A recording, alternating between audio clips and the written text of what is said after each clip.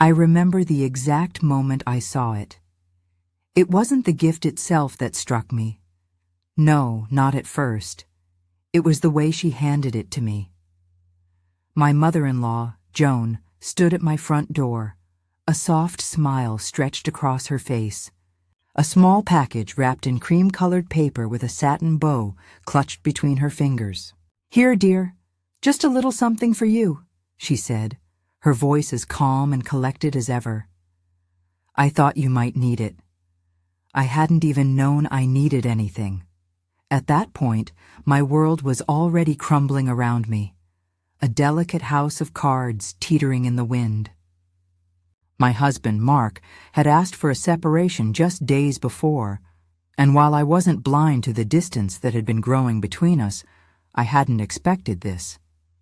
A little part of me had clung to the belief that we could work through it, that time would heal. But when he told me he needed space, and that space grew wider by the hour, I knew. What I didn't expect was Joan showing up at my door as if nothing was wrong. The calmness in her eyes, the soft murmur of her voice, it all felt so wrong. My fingers trembled slightly as I took the package from her. Her touch was cool, almost too cool for such a warm day. I hadn't noticed before, but now it seemed to fit. A strange distance in her presence, as if she had already begun her journey to the other side of the line we had always shared as family. "It's just a little something for luck," she repeated, almost as if to justify the oddness of the gesture. Her eyes were steady, yet there was something in them that didn't quite meet mine, as if she already knew what was inside and was waiting for me to understand it. I wanted to ask her what she meant, but I didn't. I wasn't ready to confront her. I wasn't ready to confront anything. I was just tired. "Thank you," I said, my voice softer than I'd intended. She nodded, the edges of her lips curving into the faintest smile.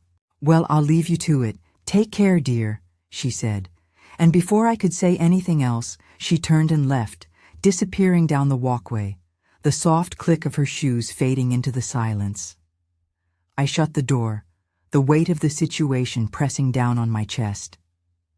It was then that I finally allowed myself to exhale. I sank onto the couch, the tiny package now in my hands. The wrapping paper felt smooth against my fingertips as I carefully peeled it back. There was something so quiet, so deliberate about the way I opened it, as if I was afraid to disrupt the fragile calm that had settled over me. Inside was a folder, a plain, legal-looking folder. My heart fluttered with unease as I flipped it open. The first thing I saw was a title deed. My hands froze. It was the title to our house. But then, my eyes drifted to the line at the bottom, the one that made my stomach drop to my knees. Transferring ownership of the property to Joan Matthews. I blinked. The words didn't make sense at first. It was like my brain couldn't process them. The gift she had given me wasn't just a gift. It was a sentence, a deliberate severance of everything I had known as home. She had taken the house from me. My hands were shaking now, the paper crinkling under my fingers as I held the deed in disbelief. Was this a joke? Was this some cruel game? I looked back at the door as if she might come barging in with some explanation, some reason, some way to make sense of this madness, but she didn't. I sat there for what felt like an eternity, my body cold despite the warmth in the room. I tried to breathe, tried to think, tried to understand what had just happened. How had everything gone so wrong so fast? How had Mark and his mother, two people I'd trusted with every fiber of my being, turned on me in such a devastating way? Homeless, I thought, the words searing through me like fire. I am homeless. There was no fight, no warning. One moment I was living my life, dealing with the everyday struggles of marriage and family. The next, I was left with nothing, not even a roof over my head. A cold wave of anger rushed through me, but it was quickly swallowed up by the overwhelming sense of betrayal. They had done this. Mark had left me. Joan had taken everything. And here I was, holding their prize, left to pick up the pieces of a life I no longer recognized. I wanted to scream. I wanted to throw the deed across the room and make it all go away. But instead, I closed my eyes, placed my hands on the paper, and let the silence of the room consume me. I didn't know it then, but this was just the beginning. It's strange, the things you notice when your life shatters. The way the sun streams through the window, casting a soft glow on the hardwood floors. The ticking of the clock on the wall, as if time itself refuses to acknowledge the magnitude of what's happening. I sat there, staring at that deed, a simple piece of paper that held the power to strip me of everything. I wanted to throw it out the window. I wanted to run away and never look back. But what would that even mean? Where would I go? How would I survive? For the first time in years, I felt a terrifying sense of helplessness creeping up my spine. The feeling wasn't new to me. I had grown up in a family that was used to surviving. My mother had taught me resilience, showing me how to take the punches life threw and keep moving forward. But this felt different. This was not just a punch. It was an explosion, a violent shattering of my world, and I had no idea how to pick up the pieces. I couldn't understand why Joan had done it, why she would think it was okay to pull something like this. And what made it worse was that she had done it with Mark's blessing. That was the part that hurt the most. He had been my husband. He had vowed to stand by me, in sickness and in health. And now, he had not only left me emotionally, but his mother had taken the very thing that tied me to the life we had built together. I shook my head, pushing the thoughts aside for a moment. I needed to make sense of this. I needed to understand the truth. I didn't know how long I sat there, but when I finally stood up, my legs felt weak. I had to move. I had to do something. The weight of the deed in my hand was suffocating, but I knew I couldn't sit in silence forever. I needed answers. My first instinct was to call Mark. My heart was still trying to hold on to the hope that he might listen, that he might come to his senses. But I hesitated. I stared at my phone, the weight of the moment pressing down on me. He had been avoiding my calls for days now. His absence felt like a slap in the face. This wasn't just about a divorce anymore. This was about a betrayal that went deeper than I could have ever imagined. I put the phone down and instead called my best friend, Clara. She had been with me through thick and thin, and she would understand the gravity of the situation. The phone rang twice before she picked up. "Hey, girl, what's going on? You okay?" I could hear the concern in her voice, and that little spark of comfort was enough to make the tears I'd been holding back start to well up. "No, Clara," I whispered, my voice breaking. "I'm not okay. I'm really not okay. What happened?" Her voice was softer now, the shift from casual to concerned instantaneous. I took a deep breath, trying to calm myself enough to explain. "Joan, she showed up at my door today. She gave me a gift, a good luck gift, or so she said." I paused, swallowing hard.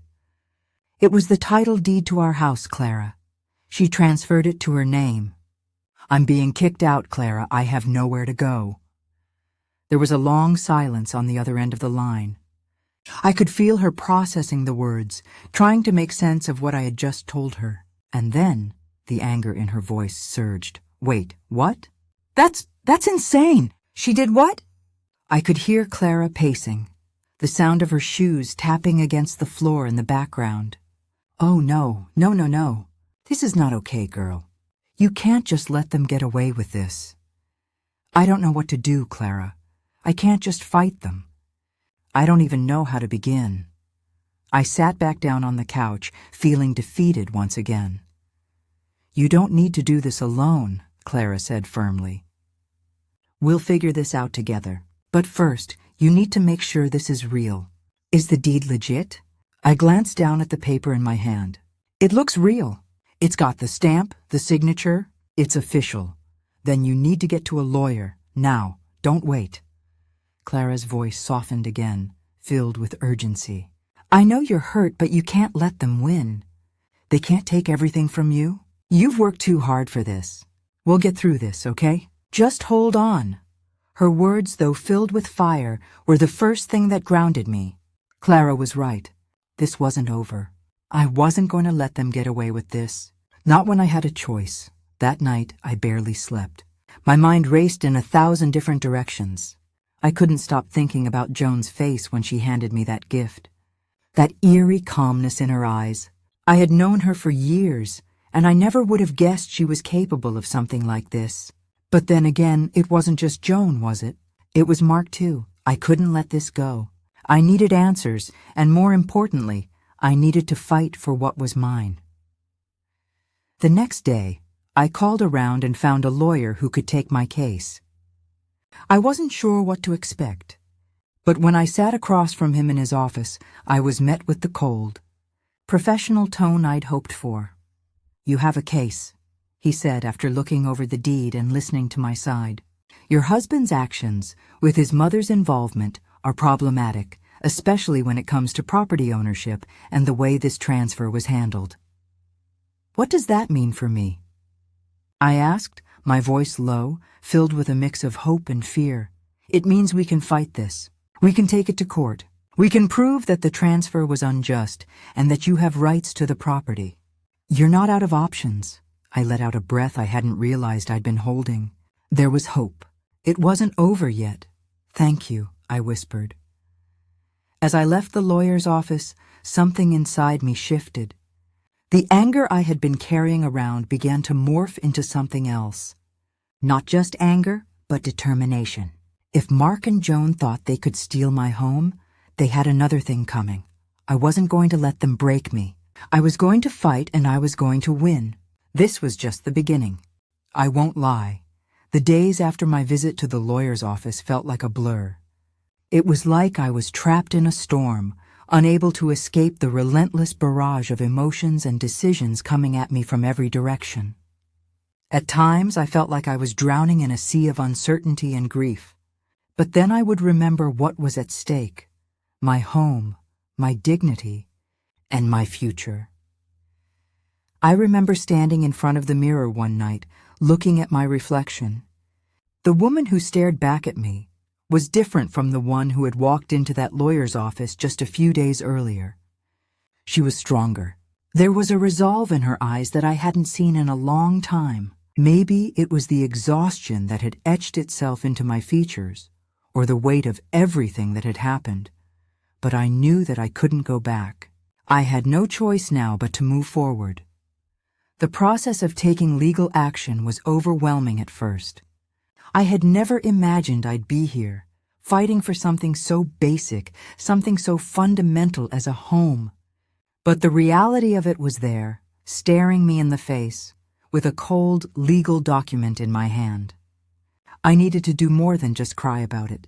I needed to fight with everything I had. Clara had been a constant presence in my life since that first phone call. Every time I called her, I could hear the same fire in her voice, the same unshakable belief that I wasn't just fighting for myself. I was fighting for justice. It wasn't just about the house. It was about standing up to betrayal. It was about reclaiming my power, taking back control over my life.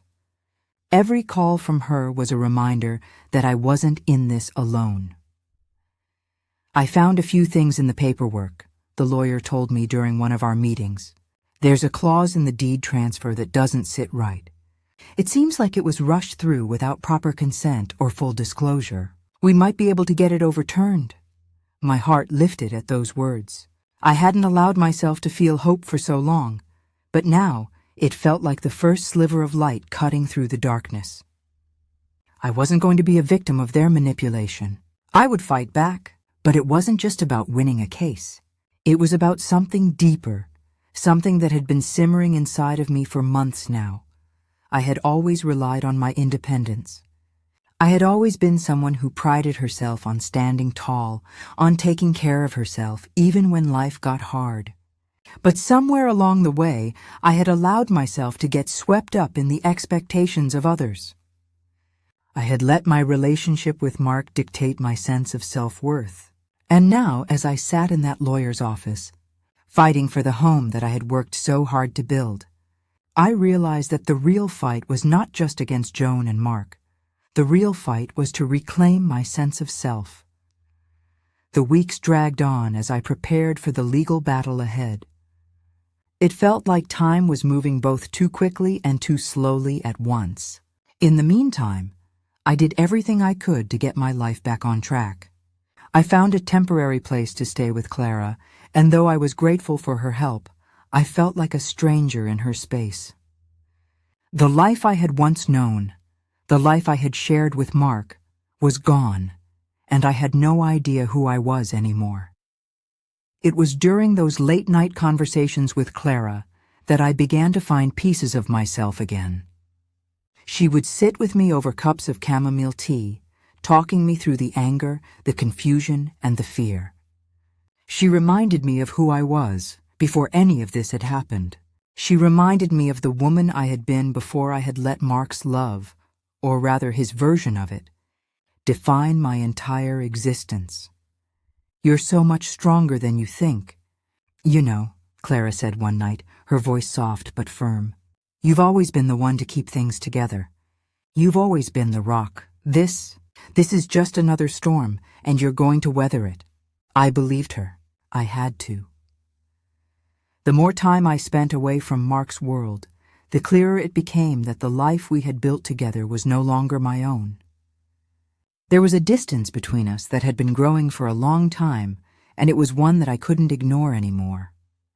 When we had first gotten married, I had believed in the idea of us, of partnership and shared dreams. But over the years, the cracks had begun to show, and now they were wide open, exposing the truth that had been buried under years of pretense. I would never understand how Mark could so easily turn his back on me, how he could walk away and let his mother pull the rug out from under me. But as I sat in Clara's cozy kitchen, staring down at the legal papers, I began to understand something else. This wasn't just about Mark or Joan. This was about me. It was about rebuilding the parts of me I had lost, about finding my voice again. The day I finally went to court was a strange one. The nerves inside me were like a thick knot in my stomach, but I wasn't afraid. I wasn't shaking with the fear that had gripped me when I first saw that deed. No, this time I was standing tall. I was walking into that courtroom as a woman who had found her strength. As I sat there, watching the proceedings unfold, I felt like an outsider in the life I had once shared with Mark. The lawyer for Joan and Mark tried to paint a picture of innocence, claiming the transfer was simply a matter of family generosity. But their words felt hollow, like empty promises in a fairy tale. I looked over at Joan, sitting there in the courtroom, her eyes cool and distant. I didn't feel the rage that I had once thought would consume me. Instead, I felt something different, a deep, painful sadness. This woman, who had once been a part of my family, was now my adversary. She had made her choice, and it was one I would never forget. The proceedings went on for hours, each minute feeling like an eternity. But as the judge spoke the final words, I knew that I had done everything I could. I had fought, and now it was time to let the courts decide. I was afraid of what the outcome would be, but I also knew that no matter what, I had reclaimed my power. I had chosen to fight for what was mine, and I had learned something in the process. It wasn't just about winning a case. It was about remembering who I was.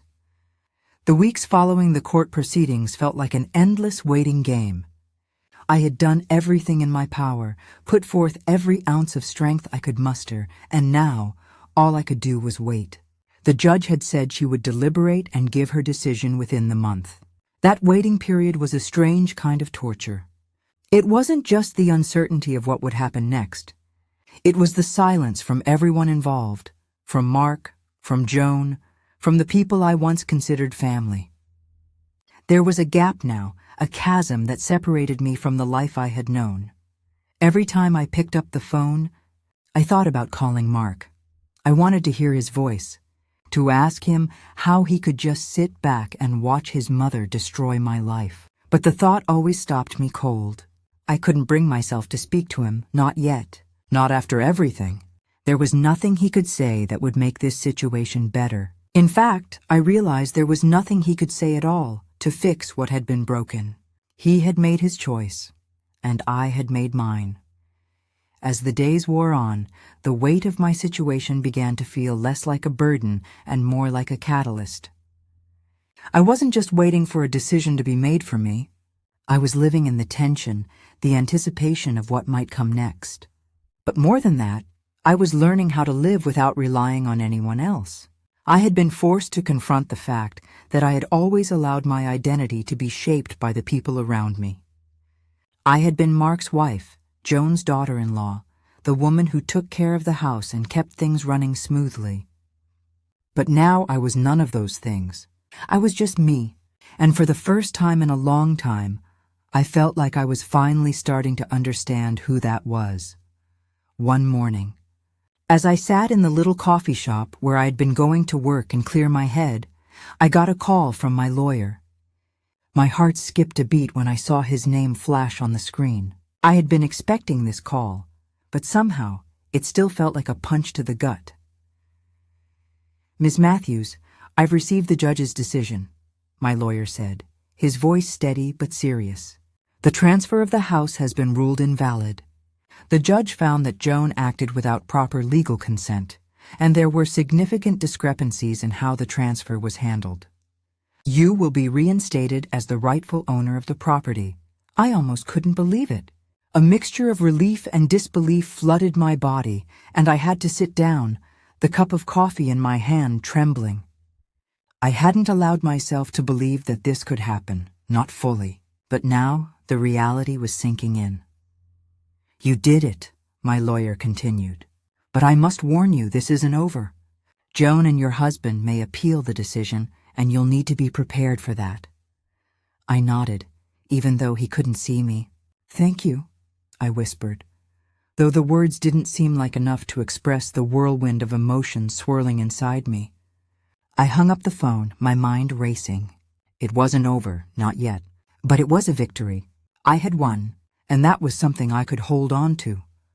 But as the news spread, the reaction from the people around me was not what I expected. It wasn't just my immediate family that was affected. The small community I lived in, the one where everyone knew everyone else, quickly became a place of whispers. Some congratulated me on my win. Others looked at me with pity. And some, like Joan's closest friends, sent their judgment through the grapevine. I had become a spectacle, a source of gossip and speculation. But more than that, I had become a symbol of betrayal, yes, but also a symbol of strength. The people I'd once been so connected to, the ones I'd trusted most, now saw me through a different lens. I was no longer just the woman they had once shared holidays and dinners with.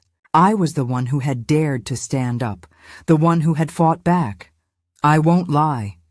There were moments when the weight of the public eye felt unbearable. The sympathetic glances from neighbors, the questions from co-workers, all of it was a lot to handle. But then there were moments when it felt empowering. I was no longer just sitting in silence, letting others dictate my life. I was making decisions for myself. I was reclaiming what had been taken from me. And then came the moment I knew I could no longer ignore. The day I saw Mark, it happened on a quiet Saturday afternoon, just a week after the judge's ruling. I was in town running errands when I saw him walking down the street, alone. My heart slammed into my chest at the sight of him. For a moment, I thought about turning away, walking in the opposite direction, avoiding the confrontation. But then I stopped. I couldn't keep running from this. I stood still, watching as he walked closer, his face tense, eyes focused on the ground. When he finally saw me, there was an awkward pause. Neither of us spoke at first. The tension was palpable, thick like a heavy fog between us. "Are you okay?" he asked, his voice low, almost cautious. His eyes flickered to mine, then quickly away. I hadn't expected to feel anything in that moment, but I did. I felt hurt. I felt the rage bubbling up once more. But what struck me most was the way he seemed to have no idea how to handle this. He wasn't the man I had once known, the man who had promised me a future. This man standing in front of me was someone I barely recognized. "Am I okay?" I echoed, my voice shaking with the weight of everything that had happened. "Mark, you left me. Your mother took everything from me. And you did nothing," he winced, his jaw tightening. "I didn't have a choice." "You always had a choice," I shot back, the words escaping before I could stop them. "You chose her over me. You chose her to win." The look in his eyes faltered. He looked away, and for a moment I thought he might speak. But then he didn't. Instead, he just nodded, as if that was all there was to say. "You'll regret this," I said quietly, the words more for myself than for him. "You'll regret what you did." With that, I turned and walked away, leaving him standing there, alone. As I made my way back to my car, I felt a strange sense of closure. The man I had once loved was a ghost, a shadow of the person he had been, and in that moment I realized that the person I needed to rebuild was me.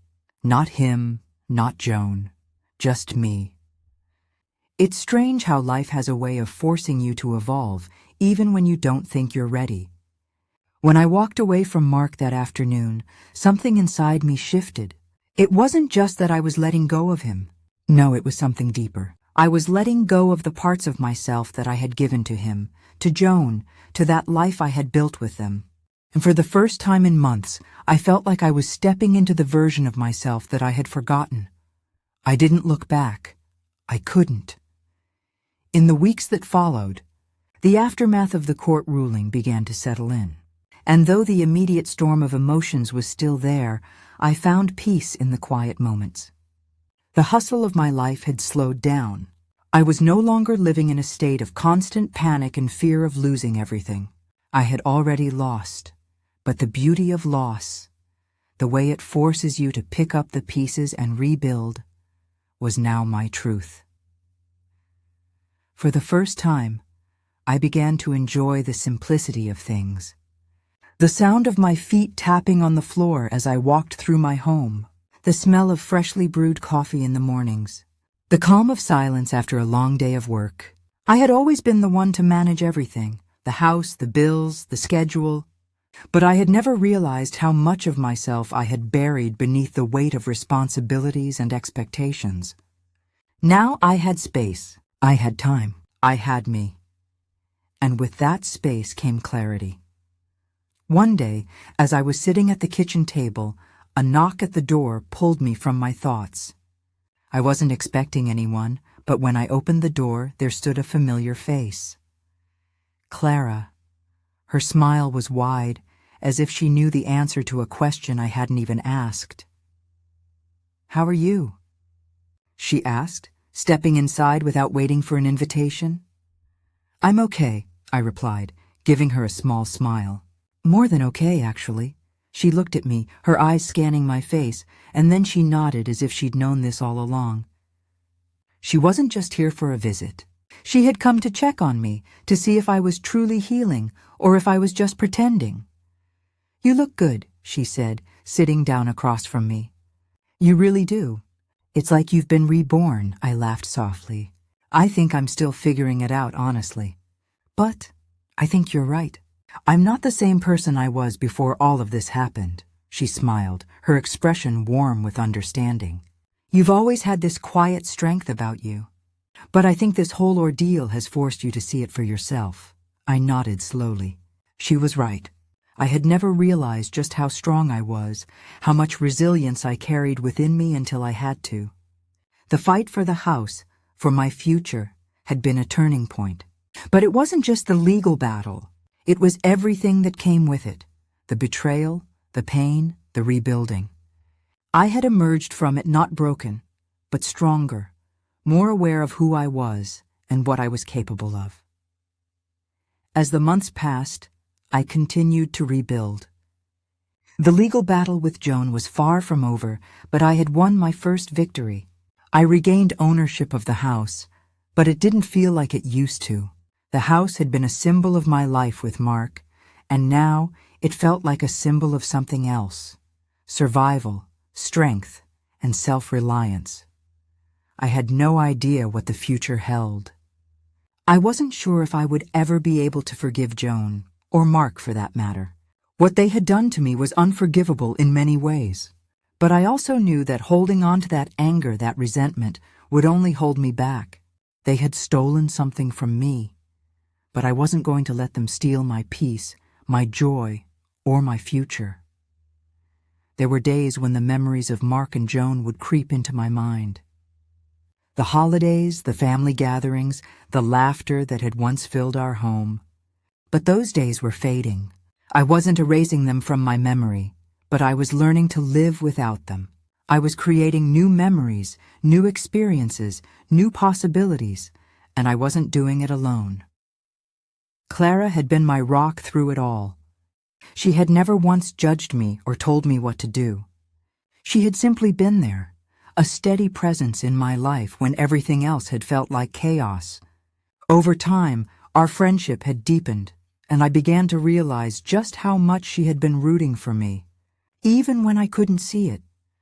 "You know, there was a time when I didn't think I'd make it through this," I told her one evening, as we sat on the porch sipping wine and watching the sunset. "I didn't think I could survive it." She took a deep breath, as if savoring the moment. "But you did," she said softly. "You fought for yourself, and that's what matters most. You didn't let anyone take away your power." I smiled at her, feeling a warmth in my chest that I hadn't felt in so long. "Thank you, Clara. You don't know how much your support has meant to me," she chuckled. "You know I've always got your back. You've been my strength too," and in that moment I understood. The strength I had found was not just mine, it was shared. It had come from the people who loved me, from the lessons I had learned along the way. And it had come from the realization that even when family turns into an enemy, you don't have to let them strip you of your power. You can rebuild, you can reclaim, and you can rise. The court case, the betrayal, the fight for my home, all of it had been a turning point. But it wasn't just about the legal victory or the house. It was about finding myself again, about rediscovering the woman I had been before I had allowed others to define me. I had been forced to confront my deepest fears, my greatest losses, and in doing so, I had found a strength I didn't know I possessed. The person I had been, the one who had been dependent on others for love and validation, was gone. But the woman who stood before me now, the woman who had fought for herself and won, was someone I could be proud of. And as for Mark and Joan, well, I couldn't say I had any love left for them. But I no longer needed their approval. I no longer needed their love. I had my own life to build, and that was enough. It's funny how life can break you open, only to teach you how to put yourself back together. Sometimes it takes a betrayal, a loss, or a moment of clarity to remind you of what you're truly capable of. When family becomes your adversary, it's easy to lose yourself in the hurt and the anger. But what I've learned is that you don't have to stay lost. You can fight for your happiness, your peace, and your future. So tell me, friends, what would you do if you were in my shoes? Would you fight or would you walk away? Let me know in the comments. And if you found strength in your own story, I'd love for you to subscribe and keep walking this journey with me.